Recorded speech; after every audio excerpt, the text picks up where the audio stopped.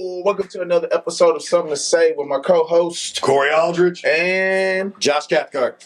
Man. So today, I want to talk about creating your own character. And I know y'all probably thinking like, man, what the video game. what does that even mean, right? Oh man, 99, like create your own character. Overall. Man, but a lot of times from the coaching aspect, we, get kids who have either been overcoached or just created to be robots and not allow themselves to just have freedom to fuck up and make mistakes and learn from it, and like for us, that's like we haven't seen kids have success doing it that way, right? Like we've seen It's definitely not proactive.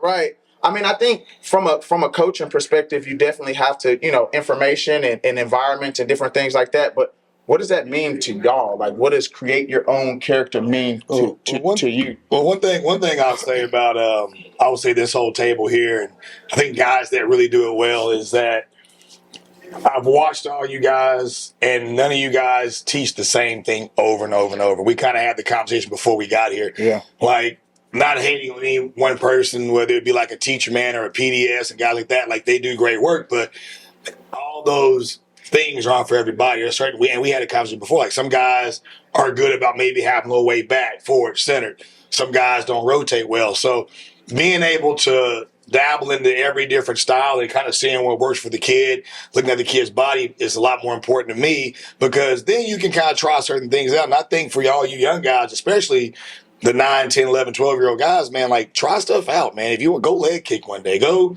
get wide one day. I think sometimes the parents are focused way too much on like, I got to measure this week, man. He hit 600 this week. And I'm like, yeah, awesome, man. That's cool. Like, how did his swing look? Did he do that?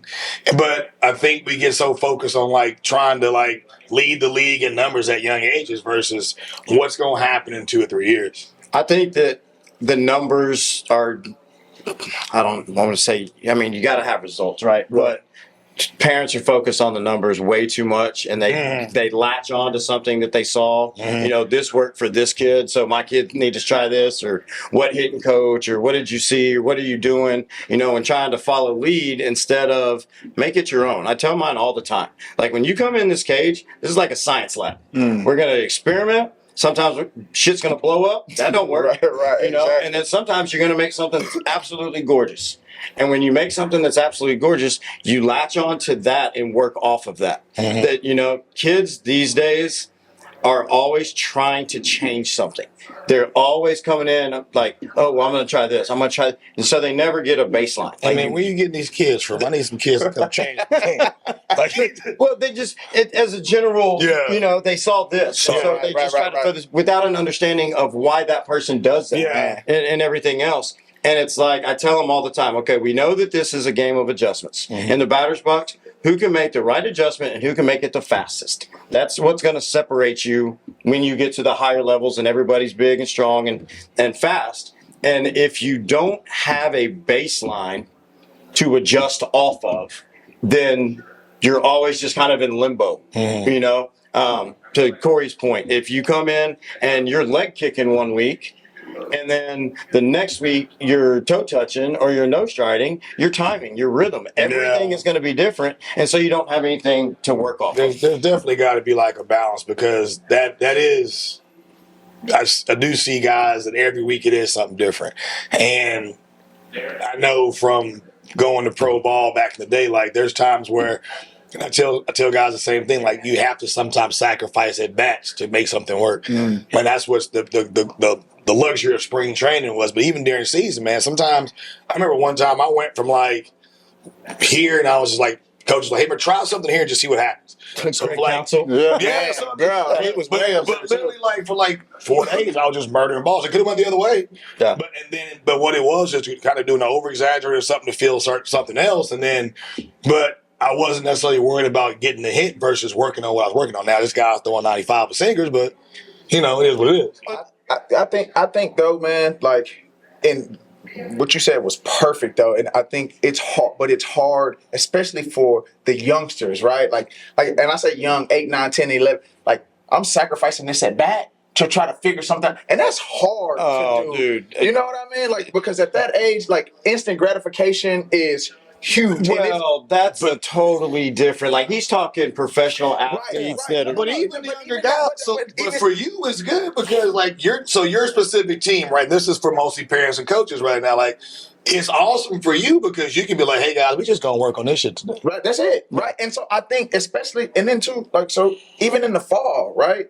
Like you're gonna sacrifice some at bats to try to get something that you're trying to achieve, whether that's a hard hit ball, like whatever the case may be. I think too many times it's overemphasized, and you got to get a hit, or you got to do this, or you got to do that, and it's like, yeah, you do, but at what cost, right? Am I getting a hit, but I'm doing it incorrectly or a way that's not going to be beneficial for my long-term growth and my long-term development, right? Or am I going to sacrifice and really put this work in that I've been working on with my coach in the cage, doing this, and then do my best to try to apply it in game? Like that, I think that's huge. Well, I think to Corey's point earlier, you have to understand what we're trying to do. Like if you're, let's say, a 12-year-old and you're playing 12 major and you're hitting 450, and then you see something else and you go change, like what are you changing? Right. That's not what we're talking about. What I'm talking about is experimenting till you find something that feels good, that works for your body, that we can repeat those movements. And then you have to go give it time. I tell people all the time, I have a 30 at-bat. Like that's the number. Like when the season starts, before we talk about average, before we talk about what we need to fix, whatever, give me 30 at-bats. Let's see where we're at from there. And then if something needs to be adjusted, let's do it. But you have to be able to find like that baseline. And then you got the parents and the kids. Some kid, dude, this day and age, the kids are in their heads just as much as the parents want to make changes. I legit have a kid that came in. He's leading his team in home runs. He's hitting over 400. His OPS is 1.2. And it's Mike Trout. Dad is asking about his swing being too long. And it's just like because he's seen something. Well, but that part of it too is like, so how old is he? He's 12. So now then he's starting to get in his head. That's when you pass the insecurities down to your kid. That's when he's now kid can start, and maybe he's not, right? But then kids start getting his head. Well, maybe something is wrong with my swing. Maybe, and it's like, no, there's nothing wrong with your swing. And then that's another thing too. These kids are gonna grow and they're gonna get bigger and stronger. And so stuff is going to change just by natural just growth, right? So like, if it ain't broke, don't fix it. Like there'll be certain guys that are they're dominate, but you'll see something like, man, on the big field, that's not going to work. Yeah. Right. And and maybe they don't want to change it like that, but I'm like, listen, just under, like, and that's the dialogue. Like, I remember a conversation I had a couple years ago to this kid, when I was telling you guys the big kid earlier, I go, when you get to 13U in the big field, I said, I promise you, this ain't going to work. I said, because you're going to have to be, better than lower half, be able to do certain things, sync things together. I said, you're not going to have that same time. It's a little bit bigger field distance and things like that. And sure enough, when he got on the big field, he made the adjustment. He had to fail a little bit. And that's hard too, because dudes out there crushing balls, he's looking at you crazy like, about to change this for you. And that's the hardest part when they're having success with doing something that's not right? Man, one of the things that I don't enjoy having to say it, and I don't enjoy the conversation. But to Corey's point again, there are things that we have seen in our experience in years that aren't going to translate. And there are times when I tell a kid, I'm like, listen, man, I'm here for you. I'm going to support you. Right. But this can go one of two ways. You can understand, and we can start working on this now. Right. Or you can find out the hard way. And I don't want you to find out the hard way. But the hard way is going to be the struggles and everything else. Man. I had probably the one that comes to my mind first and foremost, I had a 10-year-old major that was just, I'm talking about, he was a kid that went out and hit 700, never struck out, whatever. Well, 10 major, they're just lollipopping breaking balls in there. They're learning change-ups, whatever. They're not the guys that throw hard at 10 are the ones that dominate. That 11U major, and I was like, dude, I'm telling you right now, that breaking ball, because he was just, front side, it was like Frank Thomas, dude, like front side, back foot off the ground this much, just whack. And sure enough, that first 2 months of 11U major struck out more. Yeah. Struck out more in those events. Yeah, man. And dude came back, and poor kid, like I love him to death, but literally like came back and was almost in tears walking through. I was like, curveballs, huh? Yeah. So it's like for us as coaches, right? When we like, because when we can see something that's going to happen just over experience, because we've experienced it, right? Yeah. Like, when do we try to make them like? Do we try to make them change it, or do we let them like go through that struggle first, and then have them come back? Come back, and then like, hey, you know, because you can give somebody information and they don't want to listen to you. You know what I mean? Like, and so they got something. They gotta have a reason to listen. And when they're doing well, there's no reason to listen. Yeah. But that's what all I was gonna say is that's kind of a good segue into our next episode that we're gonna do about it. Because when we talk about being like building your own character, creating your own character, you have to understand what you do well, Right. and you have to build off of that. Right. Obviously, understanding what you don't do well. And that's more important to me, a lot more than anything. And that's the thing is, one of them's really easy to do and not as important because it's natural. The other is more important and is probably it's harder. It's more challenging. It's going to take more time. It's going to require more focus. Because it's still natural too. Yeah, it's still, and it's like if you do this all day, that's just what you do. Good luck, man. But in most cases, and that's where the guidance from both parents and coaches and the okay to experiment. In most cases, they don't want to work on that because it requires more focus. Right. It's not uncomfortable. easy. Yeah.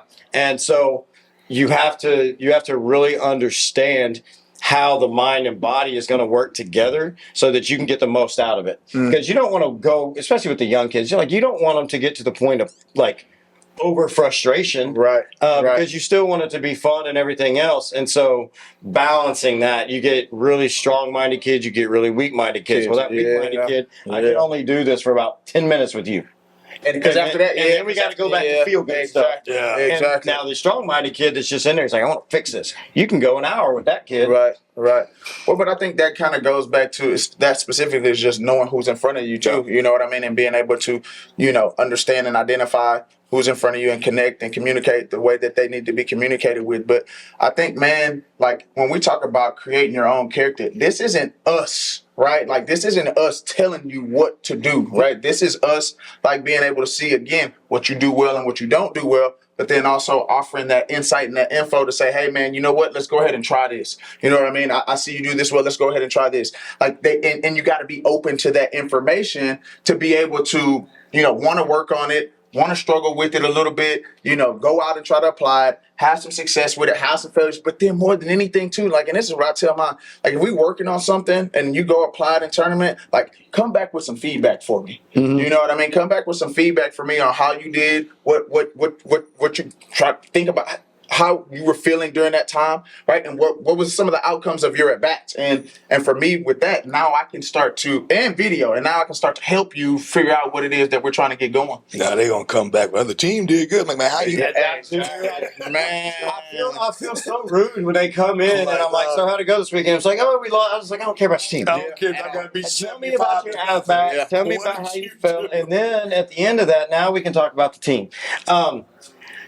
We are talking mainly right now about the like fundamentals and feeling your swing and everything else, but I think the character's mental. That's it. What kind of persona, what kind of leader are you going to be? You're going to be a rah-rah guy? You're going to be a lead by example guy? You're going to be the guy that gets there early and leaves late?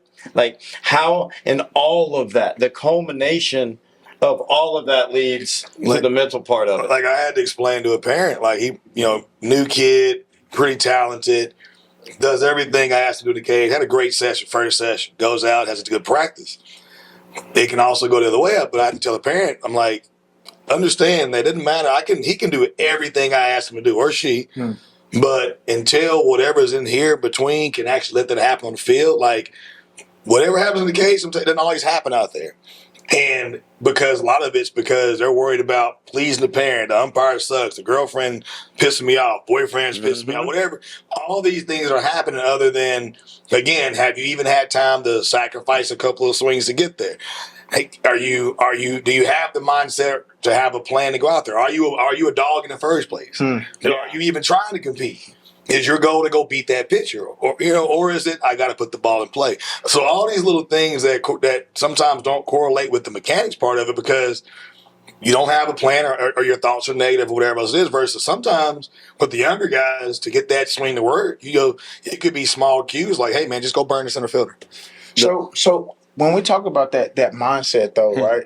How because you can, for me at least, I can kind of tell what guys are more vocal leaders or what guys are more, just go out and kind of lead by example. But at least with the age groups that I work with, 9s, 10s, 11s, a lot of times, man, they're afraid to be that leader. You know what I mean? Or they're worried about it. And they're more so afraid of it. Honestly, man, what I've learned is their peers. What their peers are going to think about. That's all I was going to say. You know what I mean? They just don't want to look ridiculous. So they think that, and that's why it takes a long time with the young teams to really gel and let everybody kind of find their own and their own personalities and how it works. Because, dude, even as grown men, not that we care what other people think, but you don't want to go sit down in a room with people you're just meeting in a business meeting or something else and say something stupid. Right. And for young kids that are just trying to figure out lingo and they're trying to do this and, One thing I've learned about men is that we automatically, after time, develop a hierarchy.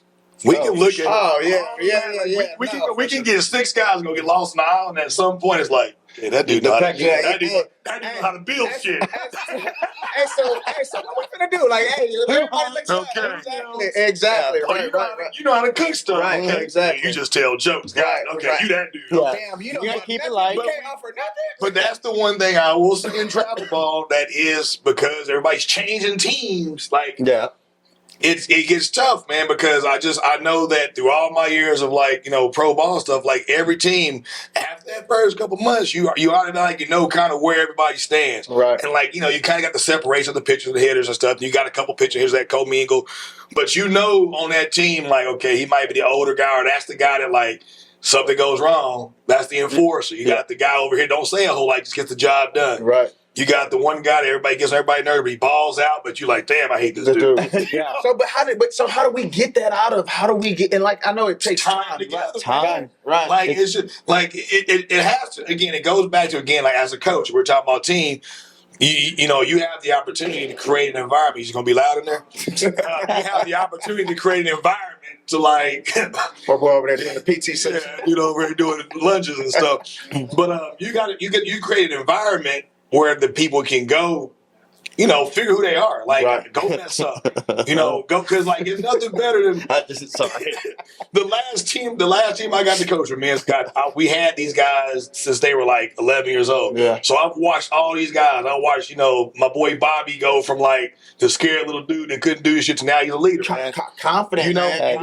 Now these dudes, we had 3 or 4 guys signed to A&M, but they're all different now. But I've watched it happen. I've watched these guys learn how to steal signs. This guy was the sign stealer. You had these 3 dudes over in the corner picking up signs. You had this dude, So I watched all these guys. I think too, man, when we talk about, creating your own character, and I think that's why it's important too now, especially with select baseball, man. Find the right fit, man, and go through it with them, man. It's like musical chairs, man. And I get that, but if once you find the right fit, man, my kids, so when I say right fit, right, coaching staff is good, right. The good level of healthy competition, right? The team is competitive, right? And you're seeing forward progress, right? Once you find, you may not be winning every game, but if you're competing, great, right?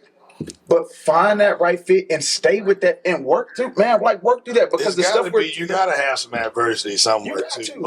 It's like these parents are keeping every kids away from because when you go to college, that coach will give a damn about you, man. That coach, dude, that's a topic that we could go into that, dude. The college nowadays for high school baseball and softball players. Dude, I just found out they got radios in the helmets. The dudes. Oh yeah, man. I didn't know that. I just found this morning the dude sending the video. The kid hitting the coach hit and run. Yep. I didn't even know that. It's a kid that I had, man. The kid balls out but he went. I looked at his swing. And I said, well, he's kind of doing.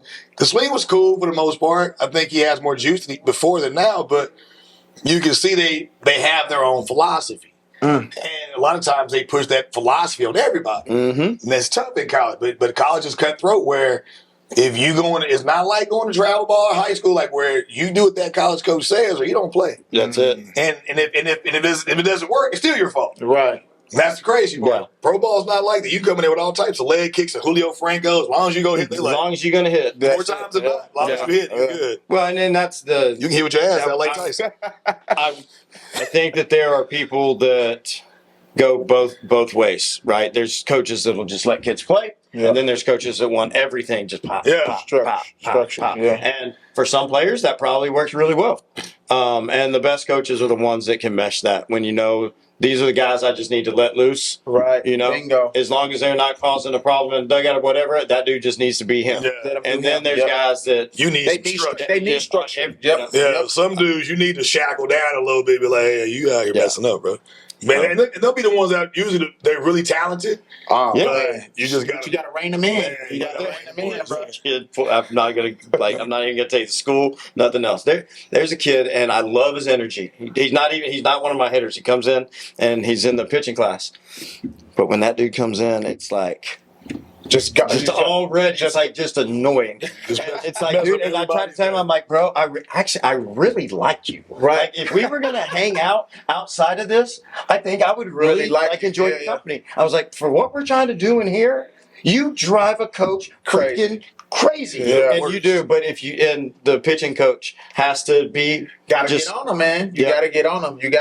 No, that's the dude that go to the show though. man. right? Exactly. He going to the show. It's crazy ass. He made it. Yeah. Him. He the one Because who you made can't it, tell man. him nothing. Like he gonna, as long as it work, you can't tell him nothing. But you know, to me, like those ones that are like that, man, and I like coaching all kids, but I'd much rather have somebody that's kind of like that because you need a wild card in the team. Oh, for sure. That's what I'm saying. Like the energy I can appreciate, but he's not mature enough. He's in high school and he's still not mature enough yet to be able to turn it on and off and use that energy in the right way. Right. Like he's still like when he's on one, like when he comes in and he is just hype. I mean, it's like bothers everybody. Like it throws everything off, and it's like, hold up, I need an hour. Right. Exactly. So when we talk about creating this character, right? So we know in a team setting, it's going to take time, right? You can't try to be moving around. But like, let's say, for example, if we're in one-on-one, right? How do you guys help y'all's athletes kind of figure themselves out, whether it be swing or whether it be movement or whether it be whatever? How do you guys kind of set that baseline that we were talking about earlier and then kind of help them figure out who they are and build up from there? Mine's really simple as far as like just from a hitting standpoint. When kids come in, you can tell kids that are like stuck. Yeah. You know, they're really rigid. You can almost see the wheels So turning when you mean before stuck, they what move. you mean stuck? Like physically or mentally or both? Both. Yeah. Mentally, but they're in between. Like they're trying stuff, and you can just tell them they hold tension in places they shouldn't be holding tension. It looks like it's hard for them just to free up. Yeah. And for those kids, I put them through the gamut. I'm like, you're talking about earlier about the leg kick. Yeah. Like I put them feet together and be like, all right, figure it out. Go fail. And then we'll go wide as can be. Right. Figure it out. Yeah. And then, toe touch, close a little, open a little bit. I was actually Cameron Ginger from Propel Hitting. What's up, Cam? Posted something about how do you train for adjustments and everything, and that's what I said. It's like I put my guys in all different positions. We put them with different weighted bats, all sorts of stuff. If you have those kids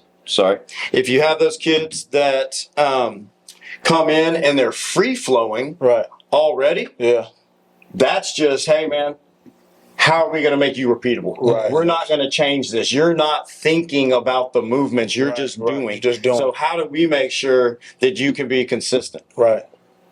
Yeah, I mean that's kind of the same thing. Like the kids that won't move, like I'll put like a little small hurdle. I'm like, go step over. You go drills, and then what happens is the first was usually the best one because their athletic ability will take over. Right. And then they'll think. Yeah. Then they start thinking and I'm like, I tell them, the first one's going to be the best one, and then the second one always going to suck because they've had time to analyze, think about it, how they can make it either easier, less effort, or not get beat versus or not mess it up when you're like, that's the one right there. Yeah. They're like, oh damn, I didn't even feel that. Yeah. Like, let me try not to 100%. mess that up again. And if you let their athletic ability take over, they'll be loose and they'll figure it out at some point. And then, but then it goes back to the same thing. Like can you mentally, take this to the game and go, sacrifice your bats or whatever else is, or just, a directional cue or something like that. Yeah. Might as well pay bills, shit. Man, because it's that time already, man. Done. Yeah. Yo, who you got? Tater, who you shouting out, man? Shouting out to Tater Baseball. We got the rope bat, Miller bat, Archer bat, Camwood bat. Damn, bro. Yeah. What else? Yep. Well, more bats. Hey, yeah. Shout out to more bats. Yeah, Hey, they do some crazy good work. Shout out to more. And then the Hit Doctor MD, the T attachment, and just drop in. I've got a YouTube channel, Hitting Done Right YouTube. Just hit 75K. Man, come on. 75K subscribers in 2 years. Give me some of that money, man. Give me some. I just need $12.50. $12.50. Shout out to Miller Mats for sure. Shout out to definitely more bats, man. Shout out to Blenders. Y'all always hook me up and keep me fresh. One-on-one training, www.protegebaseball.com. Train with your boy. Let's go. Hey, man, I'm going to shout out to myself first. All right, shout out to me. Shout out to Hearts and Minds, Focus 5. We got an event coming up. I think it's December 8th out in Katy, man. I've been kind of posting about it. Is that what you've been doing? Yeah, I think it's going to be kind of good. We got a little special guest that might be there. But yeah, and shout out to Tater, man. I need that hat, man. So Tater, if you're listening, that thing is fly. That is nice, man. That rope golf hat, that is nice, man. Yep. Well, hey, I know what it is, man. Another episode. We'll see y'all next week. Later.